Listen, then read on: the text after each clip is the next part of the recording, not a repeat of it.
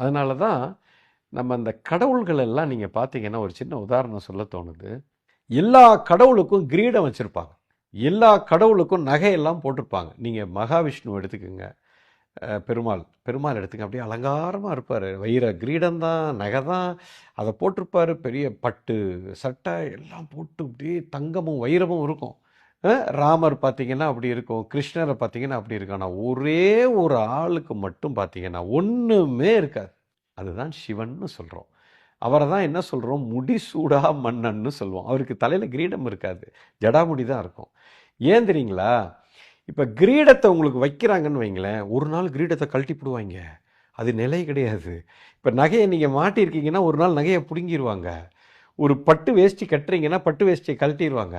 சிவனுக்கு ஒன்றுமே இருக்காது, அந்த ஆள் வெறும் உடம்போடு இருப்பார், அதை கழட்டவே முடியாது யாரும். ஜடாமுடி இருக்கும், அது எப்போவுமே பர்மனண்ட்டு. ஓகே, உடம்புல எந்த நகையும் இருக்காது, இதெல்லாம் நேச்சுரல். இதுதாங்க இருக்கிறதுலே சக்தி.